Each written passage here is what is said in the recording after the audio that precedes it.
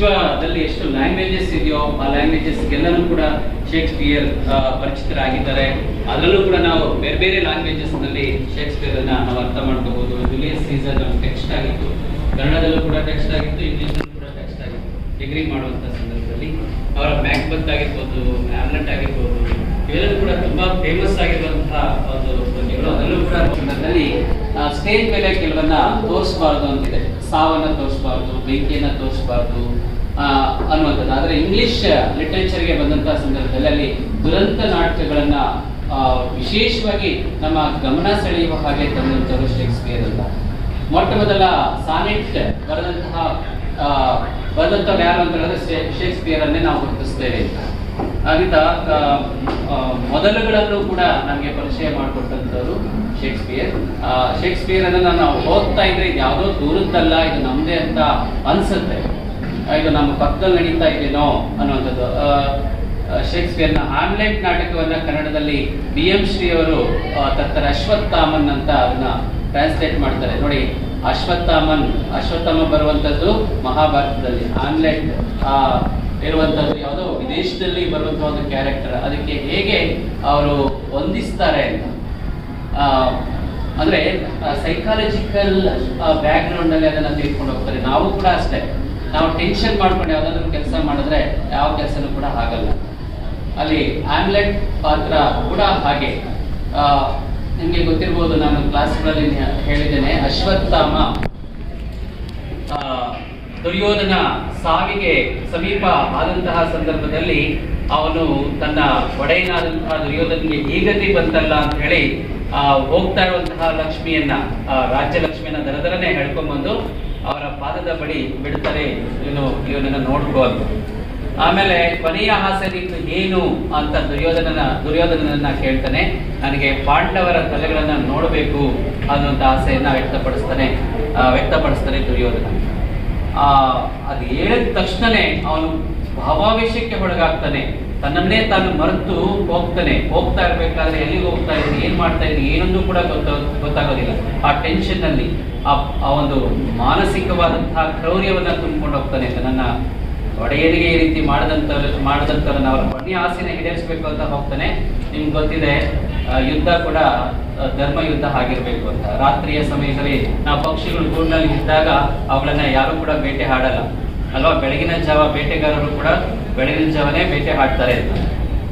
ಆಮೇಲೆ ಈ ಕೂತಿರುವಂತಹ ಅಂಗವಿಕಲ ಅಥವಾ ಕೂತಿರುವಂತಹ ಸಮಯದಲ್ಲಿ ಸುಲಭವಾಗಿ ಹಕ್ಕಿಗಳನ್ನ ಹಿಡಿಯೋಕ್ಕಾಗಲ್ಲ. ಈಗ ಬ್ಯಾಟ್ಸ್, ಬಾವಲಿಗಳೆಲ್ಲ ನೇತಾಡ್ತಾ ಇರ್ತವೆ, ನಾವು ಆರಾಮಾಗಿ ಎಷ್ಟು ಬೇಕಾದ್ರೂ ನಾವು ಇಳಿಸ್ಕೊಂಡ್ ಬಂದ್ಬಿಡ್ಬೋದು. ಆದ್ರೆ ಒಂದು ಧರ್ಮ ಅನ್ನೋದು ಇದೆ, ಪ್ರತಿಯೊಂದು ಕೆಲಸಕ್ಕೂ ಕೂಡ ಒಂದು ಧರ್ಮ ಅನ್ನೋದು ಇದೆ.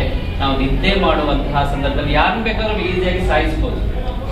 ಆದ್ರೆ ಯುದ್ಧ ಅಂತ ಬಂದಂತಹ ಸಂದರ್ಭದಲ್ಲಿ ಸಮರ್ಥರ ನಡುವೆ ಯುದ್ಧ ಆಗ್ಬೇಕು ಅಂತ, ಧರ್ಮ ಯುದ್ಧ ಅಂತ ಅದನ್ನ ನಾವು ಕರಿತೀವಿ. ಆದ್ರೆ ಅಶ್ವತ್ಥಾಮ ಯಾರು ಅಂದ್ರೆ ದ್ರೋಣಾಚಾರ್ಯರ ಮಗ, ಶಾಸ್ತ್ರ ಎಲ್ಲವನ್ನೂ ಕೂಡ ಗೊತ್ತಿರುವಂತ. ಆದ್ರೆ ಎಲ್ಲವನ್ನೂ ಕೂಡ ಮರೆತು ಬಿಡ್ತಾನೆ ಅವನು. ಯಾವ ಸಮಯಕ್ಕೆ ನಾನು ಹೋಗ್ತಾ ಇದ್ದೀನಿ, ಮಧ್ಯರಾತ್ರಿನಲ್ಲಿ ಹೋಗ್ಬಿಟ್ಟು ಈ ಪಾಂಡವರ ಪಾಳೆಯದಲ್ಲಿ ಹೋಗಿ ಅಲ್ಲಿ ಇರುವಂತವ್ರನ್ನೆಲ್ಲ ಅಡ್ಡ ಬಂದಂತವ್ರನ್ನೆಲ್ಲ ಕತ್ತರಿಸಿಕೊಂಡು ಹೋಗಿ 5 ಜನ ಮಲಗಿರ್ತಾರೆ, ಮುಸ್ಕಾಕೊಂಡು ಮಲಗಿರ್ತಾರೆ.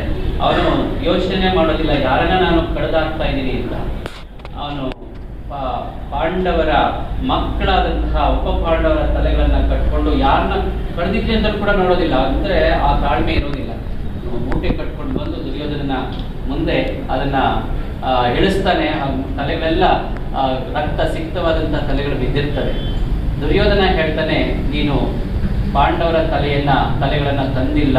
ಯಾಕೆ ಅಂತ ಹೇಳಿದ್ರೆ ಪಾಂಡವರಲ್ಲಿ ನನ್ನ ಪ್ರತಿಸ್ಪರ್ಧಿಯಾದಂತಹ ಭೀಮನ ತಲೆ ಇದ್ರೆ ಅದು ಸುಮ್ಮನೆ ಇರ್ತಾ ಇರಲಿಲ್ಲ, ಅದು ನೆಗೆದಾಡಬೇಕಾಗಿತ್ತು. ಅದರಿಂದ ನೀನು ತಂದಿರುವಂಥದ್ದು ಪಾಂಡವರ ತಲೆಗಳಲ್ಲ ನೋಡು ಅಂತ ಹೇಳಿದಾಗ ಅವನು ಆವೇಶವನ್ನ ಇಳಿದು ಹೋಗುತ್ತೆ. ಅವನಿಗೆ ಅವಾಗ ನೋಡಿದಾಗ ಅವನಿಗೆ ಅವರ ಮಕ್ಕಳ ತಲೆಗಳನ್ನ ಕಟ್ಕೊಂಡು ಬಂದಿರ್ತಾರೆ. ನಾವು ಅಷ್ಟೇ ಟೆನ್ಷನ್ ಅಲ್ಲಿ ನಮ್ಮ ಮನಸ್ಥಿತಿ ಹೇಗಿರುತ್ತೆ ಅಂತ ಹೇಳಿದ್ರೆ ಕೆಲವು ಸಂದರ್ಭಗಳಲ್ಲಿ ದುರ್ಘಟನೆಗಳು ನಡೆದು ಹೋಗುತ್ತೆ. ಒಂದು ರಿಸಲ್ಟ್ಸ್ ನೋಡಿದ ತಕ್ಷಣ ನಾವು ಸಾಯ್ಬೇಕು ಅನ್ನುವಂತಹ ಮನಸ್ಥಿತಿಗೆ ಬರಬಾರ್ದು. ಇನ್ಯಾವುದೋ ಒಂದರಲ್ಲಿ ಸೋತು ಹೋಗ್ಬಿಟ್ಟ ತಕ್ಷಣ ನಮ್ಗೆಲ್ಲನೂ ಕಳೆದೋಯ್ತು ಅಂತ ಅಲ್ಲ. ಇನ್ಯಾರೋ ನಮ್ಮ ಫ್ರೆಂಡ್ಶಿಪ್ ಬಿಟ್ಬಿಟ್ರು ಅಂತ ಹೇಳ್ಬಿಟ್ಟು ರೈಲ್ ಕೆಳಗಡೆ ಸಿಕ್ಕೋದಲ್ಲ. ಅಂದ್ರೆ ನಮ್ಮ ಬದುಕೋದಿಕ್ಕೆ ಬೇಕಾದಷ್ಟು ದಾರಿಗಳಿದೆ, ನಾವು ಅದನ್ನ ಹುಡುಕ್ಬೇಕು. ಆವೇಶದಲ್ಲಿ ಮಾಡುವಂತಹ ಕೆಲಸ ಯಾವುದು ಕೂಡ ಸಕ್ಸಸ್ ಆಗಲ್ಲ ಅನ್ನೋದು. ನೀವು ಟೆನ್ಷನ್ ಮಾಡ್ಕೊಂಡು ಎಕ್ಸಾಮ್ ಬರೀರಿ ಆಗುತ್ತೆ ನೋಡೋಣ, ಆಗಲ್ಲ. ನಮಗೆ ಸರಿಯಾದಂತ ಉತ್ತರ ಗೊತ್ತಿದ್ರು ಕೂಡ ತಪ್ಪು ಮಾಡ್ಕೊಂಡು ಬಂದಿರ್ತೀವಿ. ಅದು ನೋಡಿ, ಅಂಬೇಡ್ಕರ್ ಬಗ್ಗೆ ಎಷ್ಟೊಂದು ನಿಮಗೆ ಸರಿ ಉತ್ತರಗಳು ಗೊತ್ತಿತ್ತು, ಟೆನ್ಷನ್ ನಲ್ಲಿ ಮಾರ್ಕ್ ಮಾಡುವಾಗ ಸುಮಾರು ತಪ್ಪುಗಳಾಗಿದೆ. ಅಂದ್ರೆ ನಮ್ಮ ಮನಸ್ಸನ್ನ ಆವೇಶಕ್ಕೆ ಒಳಪಡಿಸಿದ್ರೆ, ಟೆನ್ಷನ್ ಮಾಡ್ಕೊಂಡು ಬಂದ್ರೆ ಎಲ್ಲನೂ ಕೂಡ ತಪ್ಪೇ ಆಗೋದು. ಅದರಿಂದ ಮುಂದೆ ನೀವು ಒಳ್ಳೆಯ ಒಂದು ಪ್ರಜೆಗಳು ನಮ್ಮ ಭಾರತಕ್ಕೆ ಅಷ್ಟೇ ಅಲ್ಲ, ಇಡೀ ಪ್ರಪಂಚದಲ್ಲಿ ನೀವು ಗುರುತಿಸಿಕೊಳ್ಳುವಂತಹ ಸಾಧ್ಯತೆಗಳು ಇದೆ. ಅದರಿಂದ ಹಿಂದಿ ಆಗಿರ್ಬೋದು, ತಮಿಳು ಆಗಿರ್ಬೋದು, ತೆಲುಗು ಆಗಿರ್ಬೋದು, ಕನ್ನಡ ಆಗಿರ್ಬೋದು, ಇಂಗ್ಲಿಷ್ ಆಗಿರ್ಬೋದು, ಲ್ಯಾಂಗ್ವೇಜ್ ಕ್ಲಬ್ ನಿಮ್ಮ ಒಂದು ಟ್ಯಾಲೆಂಟ್ ಅನ್ನ ಇಲ್ಲಿ ಗುರುತಿಸೋದಿಕ್ಕೆ ಅದನ್ನ ಹುಡುಕುವಂತಹ ಪ್ರಯತ್ನವನ್ನ ಮಾಡುತ್ತೆ. ಈಗ ಡ್ರಾಮಾ ಅಂತ ಹೇಳಿದಾಗ ಯಾವುದೋ ಡ್ರಾಮಾಸ್ ಬಗ್ಗೆ ಮಾತ್ರ ಮಾತಾಡೋದಲ್ಲ, ಅವ್ರ ತರ ನಾವು ಹೇಗೆ ಡ್ರಾಮಾ ಕ್ರಿಯೇಟ್ ಮಾಡುವಂಥದ್ದನ್ನ ಇವ್ರು ಹೇಳೋದು, ಒಂದು ಕಥೆಯನ್ನ ಹೇಳುವಂಥದ್ದು ಕೂಡ ಸ್ಕಿಲ್. ನೋಡಿ, ಇವತ್ತು ನಿಮ್ಮ ಮುಂದೆ ಒಬ್ಬ ಟ್ಯಾಲೆಂಟ್ ನಿಮ್ಮ ಮುಂದೆ ಇಲ್ಲಿ ಬಂದ್ರು ಅಲ್ವಾ, ಗೊತ್ತಾಯ್ತು. ಅದರಿಂದ ನಿಮ್ಮಲ್ಲೂ ಕೂಡ ಅಪೂರ್ವವಾದಂತಹ ಟ್ಯಾಲೆಂಟ್ಸ್ ಇದೆ. ಅದರಿಂದ ಅದನ್ನ ಹೊರಗೆ ಹಂಚಿ ನೋಡುವಂತಹದಕ್ಕೆ ಒಂದು ವೇದಿಕೆ ಸಿದ್ಧವಾಗಿದೆ. ನಮ್ಮ ಸುನೀಲ್ ಪಾಟೀಲ್ ಸರ್ ನಾವು ಮಲಗಿರುವಂತವರನ್ನ ಎಬ್ಬಿಸ್ಬಿಟ್ಟಿದ್ದಾರೆ. ಅವರು ಒಂದು ಕೆಲಸ ಮಾಡಬೇಕು ಅಂತ ಹೇಳಿದ್ರೆ ಅಷ್ಟು ಅವರು ವರ್ಕ್ ಮಾಡ್ತಾರೆ, ಫಾಲೋ ಅಪ್ ಮಾಡ್ತಾರೆ, ಕಾಂಟ್ಯಾಕ್ಟ್ ಮಾಡ್ತಾರೆ, ಒಳ್ಳೆ ಇನ್ಸ್ಟಿಟ್ಯೂಟ್ ತೆಗೆದುಕೊಂಡಿದ್ದಾರೆ ಇವತ್ತು.